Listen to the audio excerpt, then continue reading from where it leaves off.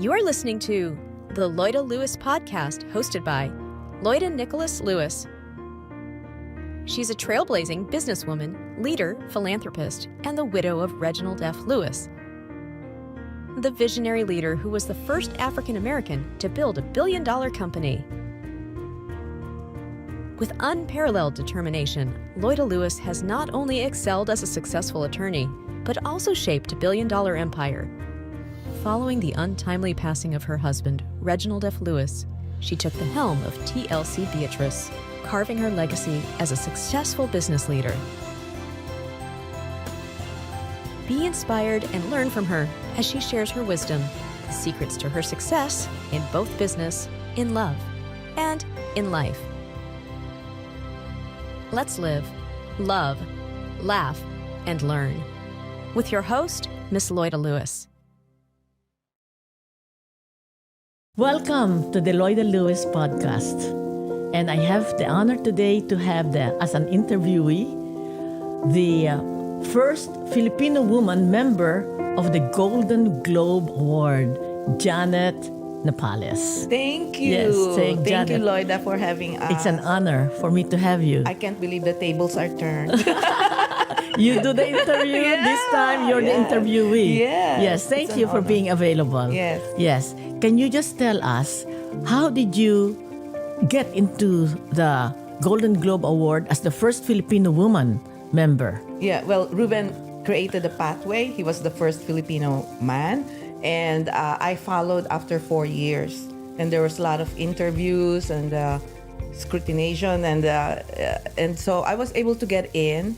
And I was voted in by the members. Yes. Okay, so you passed all the tests. I passed all the tests. But it seems that you did such a good work that you became even executive of the foundation. I am right now voted as the first Filipina member of the advisory board of the Golden Globe Foundation. Okay. I was the first executive secretary of the Golden Globes and also first treasurer. Yes. So how, is there any advice you can do? How did you reach that level of confidence that they would vote you to be executive secretary, to be member, and Treasurer and advisory board member. Okay. Yeah, I just did my own thing. I was being myself. I was very honest and I was very hardworking. And they saw that in me, that I can be trusted, and I delivered whatever needs to be done. And they really trusted me, and I was really surprised that everybody loves me too. Yes, wonderful. The Filipina touch. Yes. So when you said, I delivered, can you just explain, for instance, give an example?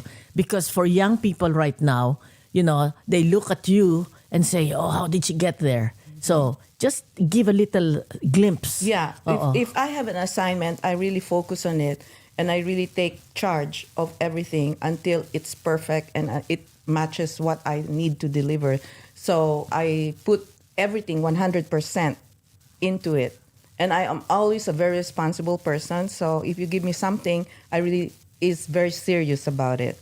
So they saw that in me, and they know that when you give a project to Janet, it's done. Yes, yeah. They you can don't relax. have to worry. Yes, wonderful, wonderful. So have you always been like that? Because I read that even in high school, you were editor-in-chief. Yes, I was editor-in-chief in high school, editor-in-chief in college. I was always, my dad raised us that way, and my mom. They always expected much from me because I'm the eldest in the family of 6. So they always put the pressure on me to excel, because my dad believes if I don't excel, all your brothers and sisters will not excel. So you have to set the example. So that's why I always put my best foot and try to, continue to be good in everything I do. So was the being editor of the high school, was that competitive, or did the nuns, or where did you go for high school? It's a public school. It's Quezon City High School. I was picked from a students of 360 something students. I was chosen by the the editor, by the journalism editor. And she said, Janet, I want to train you to be the editor-in-chief next year. I said, I don't know anything about the journalism, how to do the book and everything. I said, I'm going to train you. In high school? In high school, yes. And then in college, it was very competitive. I was only in my freshman high school when I got into the school paper. And then on the second year, I became editor-in-chief. Already? Yes. So you were editor-in-chief for 3 years? Yeah. So Ruben was writing for me. Wow. Yes. So by that time, when you were already editor-in-chief of, and what school is this? This is the University of Santo Tomas. UST. Yeah. The Flame, the college paper, the Flame, I was editor-in-chief. And then the Varsitarian, I was managing editor. Right. It's the university-wide paper. Okay. And I was one of the youngest ones. I was one of the freshmen who got in, while the other seniors, most of them were seniors. So how was that? You were only a freshman because you were editor-in-chief of the high school paper? Is that it? No. You're on the same level as the seniors. They treat you, if the test is for seniors, everybody takes the test that's for seniors. Everybody's the same. But I think I impressed them. And while I was there, I also tried to do more than what is expected of me. And I tried to learn what is the editor-in-chief doing. Yes. Yeah. And the standard. I just did more than what's expected of me. Okay, those who are listening, take note. Okay, more than what is expected. Yes. So that's how you shine. Yeah. Yes. So have you always been interested in writing? Yes. I was. How did that develop? I was only 7 years old. My grandmother was the district superintendent of schools. Wow. And she brought me around the schools that she went to, and she sat me in the principal's chair, and she said, Janet, write a poem about the school, or write a poem about the children here. And I would write a poem immediately, and then she would When read you were it. 7 years old? 7 years old. In English, not in Tagalog, in English. And she would read it to the class. But I think I also was very much influenced by my grandmother, because she was the one who taught me how to read, who taught me. My mother was very busy raising children. She had 6 of them. 6, and I was always like, my grandmother and grandfather would take me away from the family and let me live in their house for a while, like during the weekends, and they would read to me. And I got that from my grandparents, actually. And they're both, in school teachers, and that's how I was raised by school teachers. My mother is a school teacher, my grandmothers are school teachers, and my aunties and uncles were all teachers and professors. So you were being read to. Yes. And when you were learning how to read, did you also have a love for reading books? Yes, I love reading books. But I have a photo. My favorite photo is me with my sunglasses, and I was like 5 years old. I was reading with my feet up and opened the book. Yes. And my dad always bought me books. My grandfather always bought me like comic books too. Any kind of book that. I was also reading books about saints, because I wanted to be a saint when I was young. And so I was, whatever I could get my hands into, I love to read too. All right. For those who are listening, especially those who have young kids, okay, develop the love for reading. Yes. Yeah. So it was a very, very rich childhood as you were growing up with your grandparents. Yes. And that's the reason also why I have 2 girls. And when I was, raising them, I taught them how to read before they went to kindergarten. Wow. By the time they reached kindergarten, they could read. Already? And I would read to them even when I was pregnant. I would read books to them. And then when my daughter was going to kindergarten, the other one was sitting on my lap listening as well. And when it was her time to learn, my youngest one, she already knows the book. I was so impressed. Like I said, you think she was not listening, but she was. The children are like sponges. You don't realize that they get everything that you're teaching them. So it's amazing that you're molding them already as individuals while they are even in your womb. Right. Because you were still already reading Yes. while while your baby was in your womb. Yes. Yes. All right. So another lesson, please. Not devices. Don't give a phone to your children.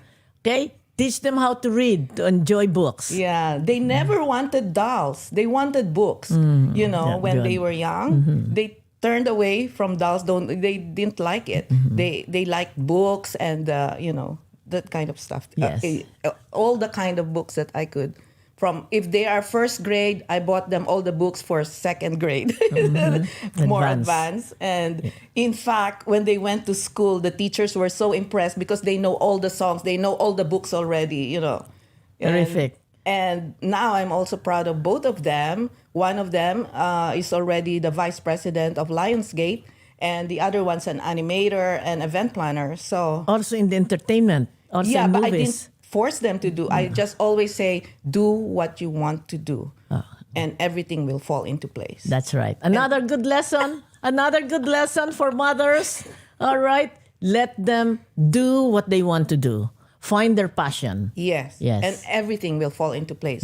Because I am so sad when I interview the stars and they say that I was forced to take up economics or engineering or architecture because my parents want me to be an architect or an engineer or accountant and not to be an actress, or a writer. And so I said, what did you do? I finished my economics quickly, like 3 or 4 years, and then I took up acting or I took up fashion designing.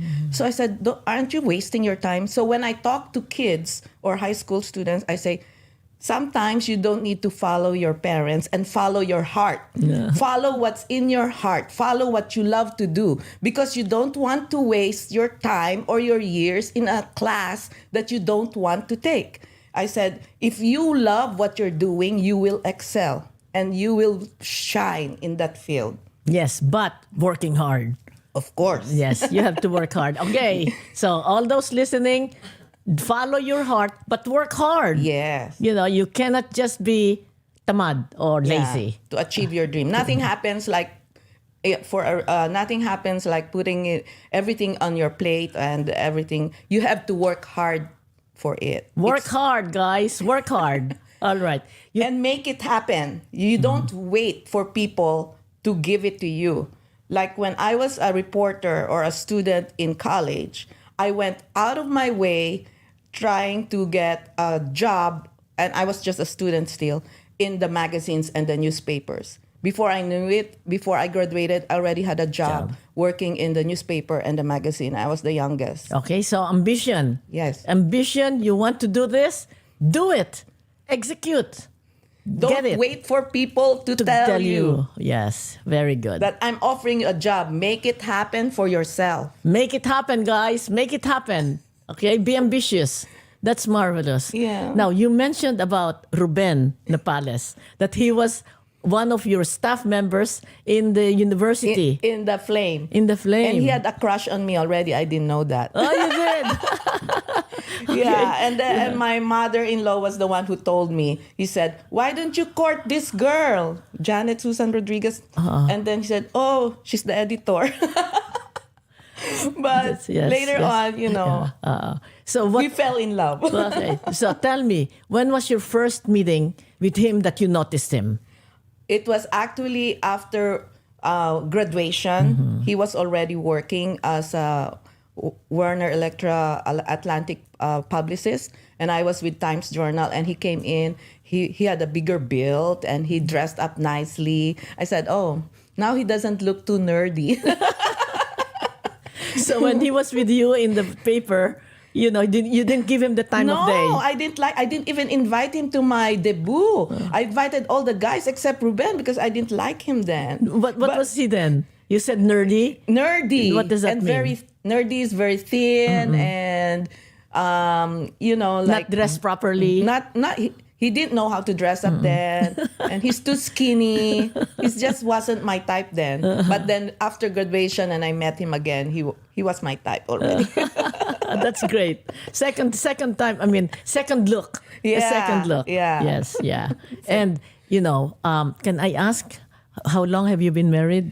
Is that We okay? are going to be on our 40th anniversary. 40 years and you're still Next together. year. Next year. My goodness. This year in August, we're 39. 39. Okay. What can you say is the secret that you're still together? Okay, and you're in the business of movie stars, starlets, handsome men. How do you keep it together? Yeah, well, also, George Clooney is my boyfriend. Good Never friend. know. George Clooney. Yes. Is he a friend? Yes, very good friend. Anyway, Wow, going George back, Clooney. My goodness. going back to the topic of Ruben, I think our secret is communication, and also don't take the other one for granted. And my mother also taught me something that I was shocked, but it made sense. She told me before I got married, said, you treat your husband like you're the second lover or something. I Oh said, my what God, do you you're mean? the mistress. You're the mistress. Oh, wow. I said, Mommy, why are you talking like that? I said, what do you mean? She said, like, the mistress will always take care of their man. They always dress up properly. They always, They don't come with spoil rollers on their them. hair. Yeah. And some of the wives, they forget that they married the husband. When they marry, they forget about their appearance. They forget about the taking care of the husband. They just take care of the kids. You put them still in a pedestal and respect them and, just pamper them as well. And there was one time Ruben gave me some flowers. I said, oh my God, he's spending a lot of money on flowers because I was already married to him. And my mother said, do you want him to spend it for another woman? Do you want him to send the flowers to another? I said, no, Ma, no. Okay, then don't complain. Wonderful. Great advice. This is great advice. Be the mistress. Yes. Okay? Be Of the your mistress husband. of your husband. Yes. That is terrific. Take note, all the women who's watching, be the mistress of your husband. And that is the secret of a long marriage. And take it from Janet, Yeah. celebrating 40 years, 40 years. next year. Yes. That's terrific. Yeah. Oh, that's a great advice. Yeah. And don't sleep when you're fighting. Don't, you have to talk to each other. Don't, have grudges when you go to bed. So how do you do that? Galit na galit ka. You're so angry. This is what my mother said. Okay. Let him steam off let him yell whatever. Once he's cool and calm down, then attack. And when Yes. it's time for bed, you will want to go to bed. That is so good. Also, we're learning so many lessons here. So many lessons. Be quiet. Let him steam off. Yeah. Quiet. Don't answer. Don't answer. Let him Yes, talk. yeah. Okay. But when he's cool, then you attack. That's wonderful. All right. Plenty of lessons that you're learning from Janet. Janet Nepales. Yes. Okay. Great. Thank you. All right. So now, how about you're in the same business? Yes. Okay. He is in in entertainment, Yes. and so are you, and Yeah. you're both writing. Yes. So how does that mesh? Yeah, and also we compete for the same awards. There was one time we have the same. We compete in journalism awards, and there was one editor who said, "Your husband and wife, you're competing in the same awards. Oh my God, I should write about you." So he wrote about us, and both of us are in the cover of Downtown News. Nice. And I had some boxing globes of Manny Pacquiao, and I used that like punching him. That came. I was joking, but that came out as the cover. Oh, photo. that's great. Me punching Ruben. That's great. That's But great. yes, the good thing about being married to a writer is he understands deadlines. He understands when not to talk to me, when not to bother me. He understands when I say, it's my time to write. So he doesn't bother me, and we give our own space. So that makes sense. And also we travel together. We've been to Cannes, Venice, and we are always together, and we live together. Yes. So yes. the nice thing about being married also in the same field is you give and take because you know each other needs that space, and this is my time to work. I'll give you that space, and that's your time to work. I'll give you that space. Okay. Yeah. So kindness and understanding. All right. So you're learning a lot from Janet. So both men and women. Yeah. Yes. Yeah. Now, how about the kids? you have two girls Yes. close to each other. Very close. Yeah. So how Just did 1 you year how apart. did how did you manage that? I didn't know how I managed. There was one time I almost burned the house because you don't have enough sleep. And during that time, I had to warm the milk, and before I knew it, I fell asleep. And there was smoke all over the house. The alarm was on, and I had two babies, like 1 year apart only. They were both crying, so I started crying myself. Ruben was working night shifts then, so he didn't know what happened. Wow. So it's a lot of hard work, but the girls came out not competing against each other, because I told them the eldest one is Nikki, the youngest one is Ella. So I told Nikki, Ella is your baby. You are my baby. So from that time on, they never fought, and they're very close. And Nikki always takes care of her little sister. That's you know, wonderful. and advises them. And So what did and you say to Nikki? I said, Nikki, Ella. Nikki is the eldest. I said, you are my baby. Ella is your your baby. baby. You take care of your sister. Great. Another good lesson, guys.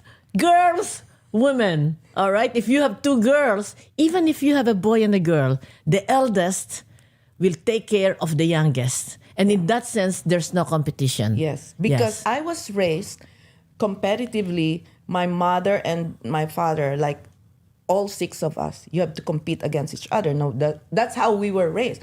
And like my sister and I would try to like fight each other and something like that. I didn't want that to happen to my girls. And that's how I raised them, loving each other, not fighting at all. I even through teenage years, they never fought.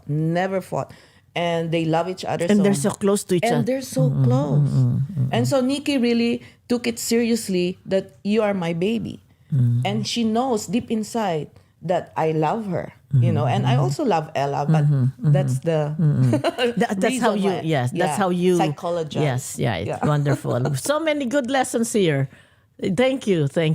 I also want to tell there's some time that my eldest one gets a lot of awards, and sometimes the other one doesn't get awards. So the youngest one, Ella, said something like, now that Nikki achieved the highest award, what will I do? Wow. So she was sense of insecurity. So I said, Ella, you don't compete with your sister. You compete with yourself. How can you beat yourself? How can you be the best of yourself? So don't compare yourself to your sister. You should be your own person, your own individual. You have your own challenges and your own competition. Terrific. You get that? We have gotten so many lessons from Janet. That is so good. Yeah, And how were you two girls now? They're still loving each other. They're not fighting. And they talk a lot, and they share their stories. They're very, very close. And they're very close to their mom. And they're very close to their dad as well. I was never really close to my dad. And Ruben is a great dad. He was able to make them close to him too. They also like tell him their secrets or whatever. And he also advises them. So it's nice that Ruben turned out to be a really good dad. That's great. Wonderful. So it is a real partnership. Yes. Yes. Knowing each other's, because sometimes when you're in the same profession, Yeah. it's a little hard. Yes. If you're in the same profession, but knowing what you need and you knowing what he needs, so you're able to give and take in a way. Yes. It's very important in a relationship. Very good. Yeah. And I think as the years pass by, you're more, giving. Yes. That's right. So now, Ruben has his big book. Yeah. Okay, but you also have a big book. Yeah. So how did that happen? It happened during the pandemic. There was nothing else to do, nowhere to go. And Ruben started his book, and I said, why not start my own book too? So Yes. I did my fashion book, Fashion Filipino Hollywood the World. It's available also on Amazon.com. And now both of us have books. No. So how did you knew that he was taking pictures of actors and actresses? Yes. So how did you come with this idea of fashion? I love fashion. I love fashion, and I love highlighting Filipino fashion designers on the red carpet. I bring them to Golden Globes, and when somebody says, Janet, I love your gown, I said, here's the fashion designer. And then they get contacts, and I am able to help them. So now they have Hollywood contacts as well. They're able to achieve their dreams of like dressing up these stars on the red carpet. And so in a way, that's my platform. I bring them to my platform. It's a global stage. And I help these Filipino designers born in Samar or Bataan to be able to fulfill their dreams. And these pictures are pictures of their design. Yes, and also their designs as well as the people that I interviewed on the red carpet. I So see. it's a mix. So they buy from them and Yeah. double purpose. That's great. That's great. And who took those pictures? It's my friend Stanley Mirador. Yeah, and Stanley Mirador is a Hollywood photographer, and he's my friend. And he took all those pictures on the red carpet, either Golden Globes or Oscars.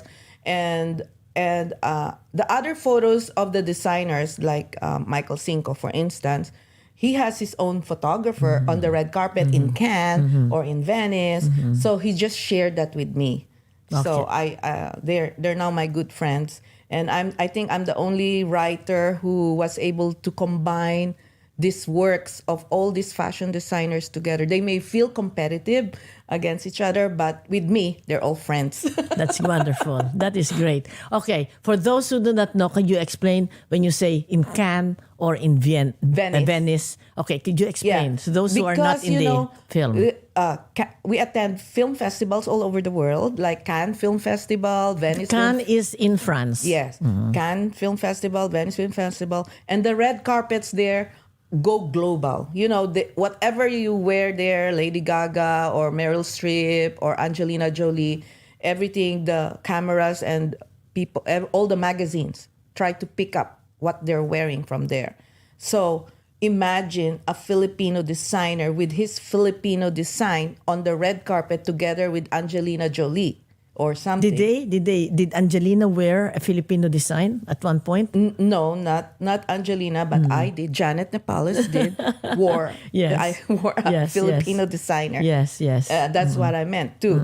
And also some of them, but not all of them, are able to wear a design by a Filipino designer. Yes. Like Oliver Tolentino was Oliver able Tolentino. to dress up some stars also, and other Francis Liburan, Michael Cinco Salat, Ezra Santos, and Fern Amato, and who else? Other designer, Alexis Monsanto, Kenneth Barliz, Alan Del Rosario. Yes. All These right. are all in my book. Yes. All right. So those, Amazon.com, and the title of that book is Fashion, Filipino, Hollywood, the World. Wow, that's wonderful. Terrific. All right. So one of the questions that has been asked here is, how do you manage? How is it that you are not influenced by Hollywood? Okay. What we hear about Hollywood is change partners. Change. One secret, as you said, is treat Ruben, as if you're the mistress. But on your part, I was raised properly by my parents. I was raised like a Filipino daughter. Yes. And ethical standards. Good Catholic, and law-abiding. And before Hollywood got into me, I was already Filipina. Okay. Deep inside, my roots are Filipina, the way I was raised. So everything has an effect on you. So Hollywood is Hollywood. Janet is Janet. Terrific. Okay. Be the Filipina that you are. Now, you mentioned about George Clooney. How are you related, or what is your relationship with George Clooney? No, he's just an actor, but I love what his work is, like his ethics, and he really fights for what he loves. And he and Amal Clooney are backing up Maria Ressa. I like that. And he backs up also Biden or whatever. And Yes. So I like his... because he was the first one who wrote in the newspaper for Biden to step down. Yeah. That He was is like, what? very honest, but he loves him. He supports him. So how did you become friends? Oh, because of my interviews, with him, and I really enjoy talking to him. He's one actor that when you talk to him, he gives his full attention to you. He concentrates on you. He doesn't really matter if some publicists are around or something. He always concentrates on Janet or whoever he's talking to, and I really respect that. Because some actors, they hi, hello, and then walk away. Yes, yes. So he became friends. Yeah. And I guess you gave him an impression that he kept you as a friend. Yeah. He's very nice and very sincere, and I like like his choices, and like supporting Maria Ressa and all that kind Yes. of advocacies. Yes, yes, because it's Amal who is representing Maria Yeah, Ressa yes. in all the cases brought against her. Both of them. Yes. Now, just explain for those who do not know Maria Ressa, although she's worldwide known. Yeah, Maria Ressa is actually Ruben's boss in Rappler. Ah, I Yes. see. And she wrote this amazing book about how to stand up to a dictator, which is going well. And It's a New York Times bestseller. Yes. Maria Ressa. Yeah, and Maria Ressa really stands up for everything that we don't want about abuse and corruption and dictatorship. And I really admire that petite woman, Filipina, who's a tiger lady.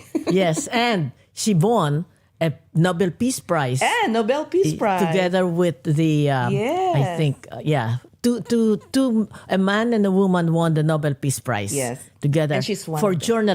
journalism, saying the Yeah. truth in the Philippines. So she was one of our guests at the Golden Globe for a committee for protecting journalists, and she spoke, and I was one of the moderators there, and we really admire her. We were so glad that she was able to speak to a lot of people in Los Angeles and also some Golden Globe people. Okay.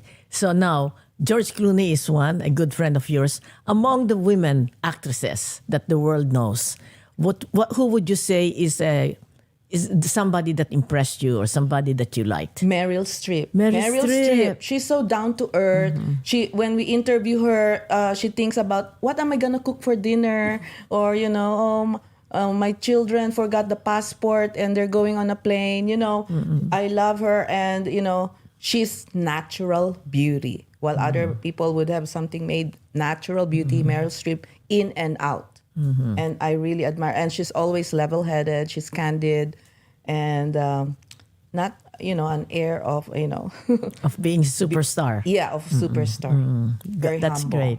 Okay. So can I ask also, you don't have the name to name anybody.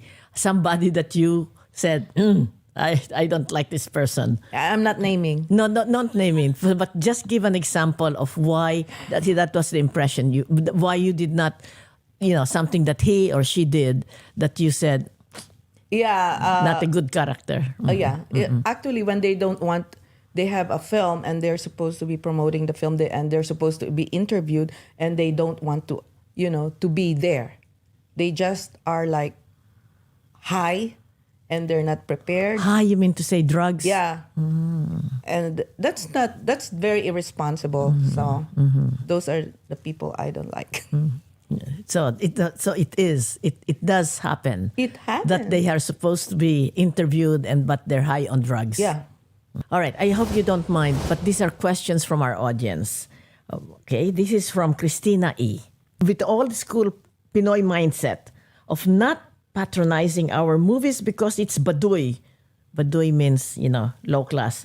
How do you encourage younger Filipino Americans and Pinoy moviegoers to support our films? Yeah. Get rid of crab mentality. I mean, there's that thing that we have that we try to put down when people are succeeding, and some of the Filipinos are doing that still.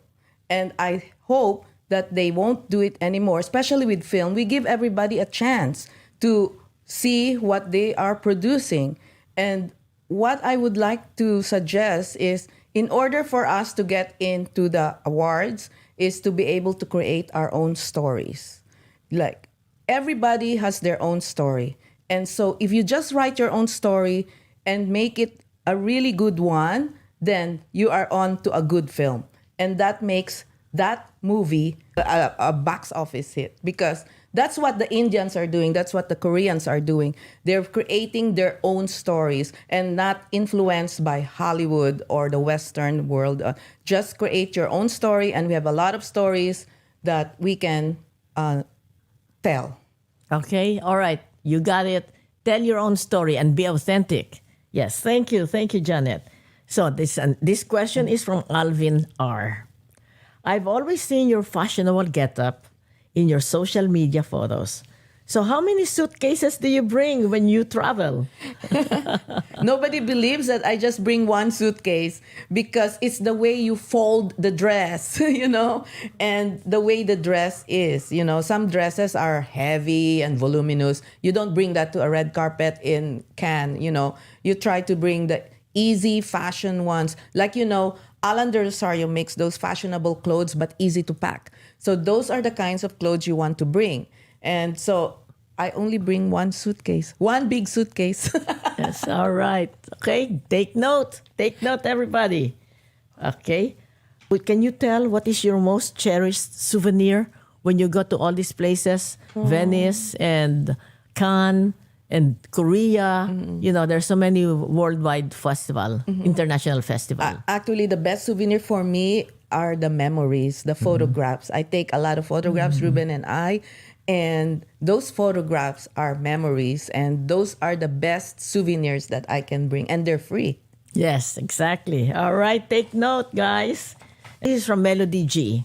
All right, and her question is, can you share a pivotal moment of adversity in your careers that fundamentally transformed both your professional outlook and your relationship with your husband?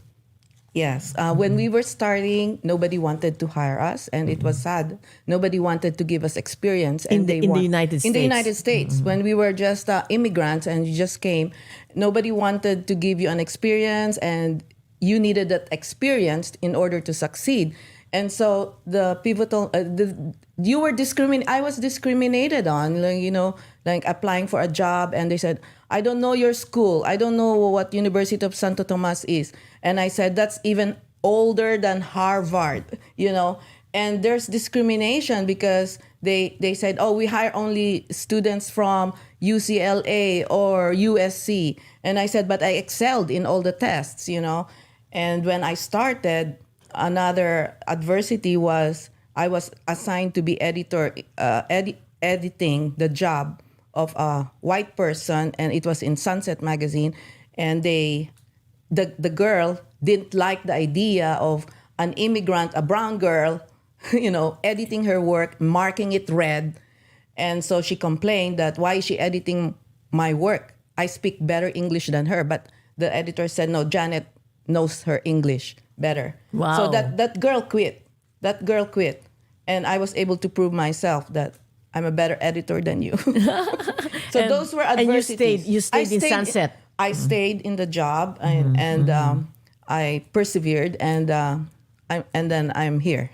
That's great. Okay, so don't take adversity. Okay, overcome it. Wow, Yeah. Janet. And when somebody says you can't do it, just prove to them that you can do it. All right. There you go. So many lessons learned now, but the one I like best is be the mistress to your husband. And he will never get away. Yes, he will never get it from anybody else. Yes. All right. So there you have it. Thank you very much, Janet. Thank you. Thank you for having me, and I Yes. really enjoyed talking to you. Thank you. Thank you very much. And this is the Loida Lewis podcast. Let us live, love, laugh, and learn together. Salamat. Thank you.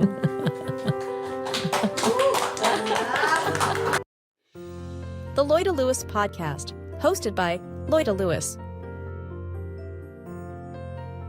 is produced by the creators of Over a Glass or Two, Jesse and JV, executive produced by Loida Nicolas Olace. Rate and review us on Spotify and Apple Podcasts for a chance to be featured on a future episode. Have a question for Miss Loida? Just email us on askloidalewis@gmail.com. Your question might make its way to a future episode. Subscribe on all major platforms to never miss a beat.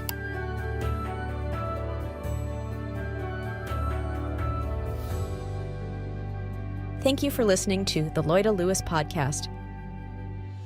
Let's live, love, laugh, and learn together